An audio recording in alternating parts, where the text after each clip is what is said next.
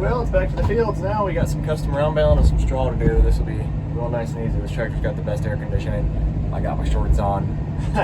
I'm really hoping I don't have to get out of the cab. That's a big hope, big ask. We'll see. Hopefully we don't plug anything. But let's go bale some straw. Well, we're baling some straw. We got about 6 bales out now, and he raked a little bit, and these rows that are raked, I was not sure if I needed them raked because these are really narrow, so I got to do some swerving, which ain't bad. It's nice doing straw when the rows are perfectly wide. You just drive straight down them, but whenever combine cut this, it's not like I had a very big head because the rows are fairly close together, but man, it's played a really, really wide swath. By no means is it thick in the sense like I can go 7 miles an hour through it without an issue. Just it takes up every inch of this pickup. You got to really watch it like a hawk. I mean, right now the rows we're baling with these couple here rakes, so they're a lot narrower. So it's actually just do a little swerving, pay attention to your bale size, and make a nice bale. But yeah, I don't know, ain't a ton out here. There's bale number 7. See, nice narrow windrow here that we're on, and that one's raked. But that row, that round bale's out of it, and everything west is out of the combine. He had small square baled all of this. He's got a beautiful stand of red clover out here. So maybe we'll talk to him about working out a deal this fall and do that on shares. I don't know. I don't need a lot more clover, but if it's something we just do or I don't have to pay anything for it, and I just, you know, we take it to auction right away, haul up a load every week until it's gone. He gets half, I get half. I wouldn't mind doing that. Takes a lot of the risk out of it. I mean, you got some more chance to have a lower floor on your price point, but you also don't get completely shafted if that floor drops real low and you paid X amount for the bale and now you're selling them at cost. That's never fun either. Or if I don't have to pay out the landowner, it allows me some better cash flow in the fall and maybe a little better margin, and then the landowner doesn't have the cost of custom harvesting, and he has more potential for upside if the markets do improve. So I like the idea of doing that. It just means a little bit less risk on my end. If it was alfalfa, it'd be a no-brainer. I'd just buy it out of the field. But being red clover, I mean, it is a nice stand, but you're gonna have that straw in it. So stubble clover is always a hard mover, and I'd rather just take it to auction and offload it rather than sit on it for months and months and hope to get a price after I paid. You know, say we do it, $15, $20 a bale to buy round bales out of the field.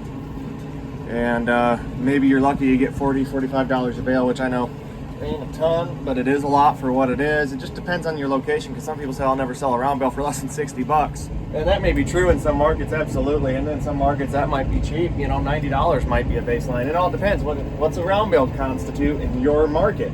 Is that a 5x5, 5x6, 4x4, 4x6, 4x5? Are they soft core, tight core? What are we talking? And that's the thing that's really hard to compare.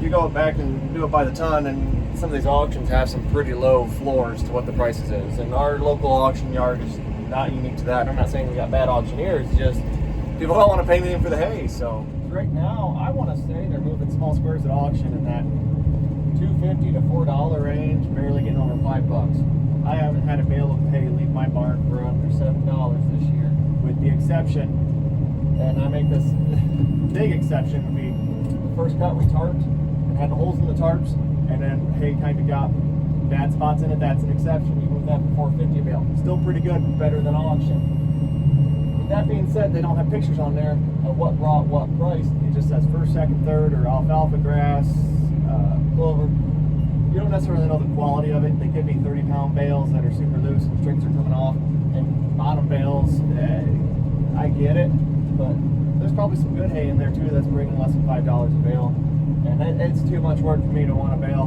small squares and then move them for $5. I'm certainly not interested in doing that, but you're getting to the big squares, round bales, you equally get as poor a margin as what you would on the small squares at auction. But my big philosophy is, look where I'm at. I'm in air conditioning, sitting in a nice seat. I'm just driving back and forth, popping out bales. You know, I like to make money, but at the end of the day, if we don't make a ton, it is what it is. But if I'm sweating my butt off, killing myself, working my tail off to try to get it put up, small squares, all the labor that goes into that, I better be getting a pretty penny for all my everything I have into them. So if I get to sit in air conditioned run loader and drive truck, I'm okay with not getting as much for my time because, you know, at the end of the day, yeah, you maybe have some more in it because the equipment lost. But I'm more so at the point where I'm getting beat down, beat up, and worn out. And small squares, we've done almost 12,000 this year. Granted, we've had a lot of help. Don't even get any misconceptions to think that I've been putting up every single one of the bales. I'd say I've barely touched half of those bales that went in the barn. You know, it's just they've been crazy busy running from field to field, and I'll small square fill wagons, and then I'll go back and mow down more hay while we have people unload, or I'll go rake hay for the next field, or I'll be big square baling the next field, or round baling, or baling and refilling wagons. There's 100 different things. I think one stack I barely helped with at all. Another stack I don't think I helped with at all, except the bottom layer, just to have the size that I wanted.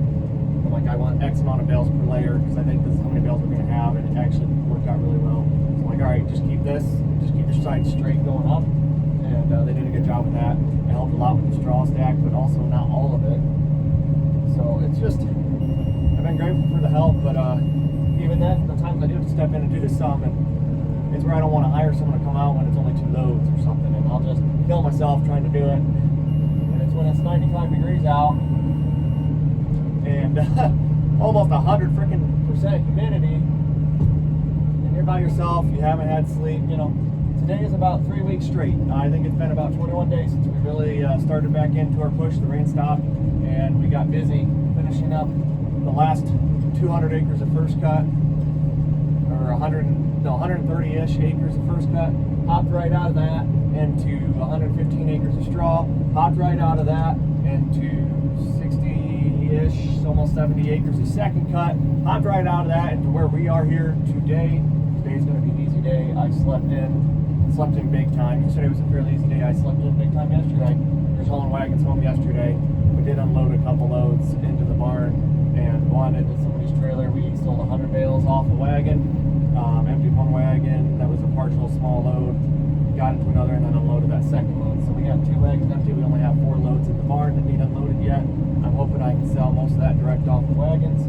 Now I got fixing to do. I got to fix the front tire on the pickup for my small square baler. I've got to fix the rake, do some spline repair, replace a collar, some lines in the gearbox. So we got a lot of fixing to do. I don't know if we'll be getting into hay. I'm going to wait till all this rain passes. So I got about a week before I'm thinking about mowing down hay. So I want to get the rake fixed in this next week. I need to get better parts diagrams because they didn't send me the right ones. But yeah, hay markets are all over the place. We've found some good customers. We have a decent customer base. We're making pretty good money on our small squares. I think right now, first at $7 a bale, except Clover 6. And second cut's at $8 a bale. And we've only gotten a little over like 2,200 bales of second cut put up so far. I'm hoping to do 8,000 bales. And that's a lot of hay to go yet. And I don't know if we have the acres to do it. We should have had more than enough acres to do it. And then do several hundred big squares and maybe some round bales. But looking at the yield we're getting off of some of this, just shy of 60 acres on second cut for my home farm. And I'm not complaining about that. That I'm happy with. That's a really good number. That's a good place to be. Would I like to see 70, 75, 80 bales? Sure. Was I expecting that?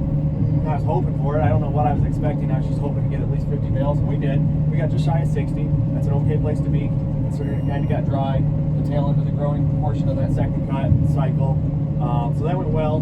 The other field we came out of, 44 acres. I was hoping to get, 50 bales an acre, which you had like 2,200 bale. We got 1,000. 1,013. We had broken bales that we rebaled. So really, it's probably right around 1,000 to 1,005 bales, give or take.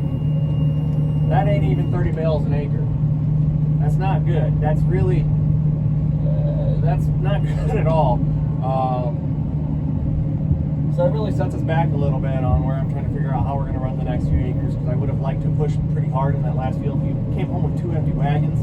That's, it would have been nice to have those filled and got some help, and then had some of this, the amount of small squares I wanted to second cut and front loaded a little bit more. It sounds like we're going to be just as busy all the way through second cut, busting our tail, trying to knock out the amount of bales we need, just because of how short we are in the first part, I think there's an expression, eat the raw frog in the morning. If you haven't heard that one, essentially it just means whether it be, you have X amount of tasks to do in a day or a week or whatever, pick the one thing you don't want to do the most do it first and get it out of the way, because everything else will just be easier after that. So that's what I kind of like to hold that philosophy in a lot of things. If there's things I don't want to do, but know I need to do them, let's just start with those tests, get them knocked out, and then you get to do the stuff you want the rest of the time. So that's really what my philosophy on that. And that's why I was hoping to front load a lot of the heavy lifting, the work of the small squares at the beginning parts of second cut, so then things can just kind of get easier and taper off. You know, like a joke I like with one of my friends is, let's start slow and taper off from there. But no, I want to start hard and heavy. Let's get after it, get some nice small squares put up, fill the barn, and then after that we know we're good. Then we can just start big square baling and smooth sailing, assuming nothing breaks. But I just don't think we'll have the acres, or the tonnage, I guess, more so than the acres. We have the acres, just not the yield to support much more than the small square amount that we need. So I guess we'll see what happens here. Hoping that turns around. This rain that they're talking possibly tonight. Hopefully it's enough to kind of jumpstart some growth back in some of these fields of second cut. We haven't mowed yet. We've got 99 acres, I think. 99 to 100 acres second cut alfalfa to do yet, and 20 acres of second cut clover. Second cut clover, I don't really care what it is getting baled into. I think I have enough small squares of clover to be happy for the year. So the second cut, we might just make square round bale. I don't care, just get it done, get it out of the way in the barn. I don't want to mess around with taking the small square baler and wagons that far. That field's about 12 miles from home. So we got enough clover and all types of bales, and that's where maybe I'm stupid for thinking I want to do this field yet too, but the big squares and round bales are stored outside. The quality is quickly diminishing. Have some maybe put in the barn to store through the winter would be nice. I'm not putting any of the outside stuff in now because I don't want to tie up space. The barn's full right now between the loaded 4 wagons, the 2 balers, and all the other hay stacked. And that stuff's already been outside, so it's already kind of ugly. But any new hay bale I want to be putting inside. So yeah, we'll see how things go here. Hoping the weather turns, we get some rain. I won't try to lie or put up any sort of face here for social media, but I was pretty down in the dumps this last day and a half. Just, I wouldn't say depressed or nothing, but just kind of burned out and like, why am I doing all this for what we're doing? Everything was breaking and the tonnage was down, and it just seemed like we couldn't catch a break. I'm already kind of tired, trying to get caught up on some sleep. And you know, like I said, this is 21 days straight now of working, and I'm not trying to say I work every day of the year, but it'd be nice to have a few days where I only have to work a few hours. You know, I don't get weekends off when we're doing baling. And in the midst of that 21 days, I had my 3rd born, and so out of that, you know, 2 nights on a hospital bed or couch. You don't get the best of sleep on that. Oh geez, caught up on my drawbar. You know, see if it comes loose. But yeah, I don't know. But yeah, so we're just hopefully getting caught up here on some sleep and things go a little better here soon. I need to back up. We got a big mess. Look at that. That went good. Let's see if we can drag some of that out. All right, looks like it's off. Now it's gonna ball right back up if I drive forward, won't it? Maybe? No. What a mess. This is the downside of straw sometimes. It's not like it's super thick or heavy, it's just fluffy and it'll do this type of crap. Did that just plug? Let's back up and see. Nope. Awesome. Just ease back into her. It'll chew through it. You just gotta take it easy.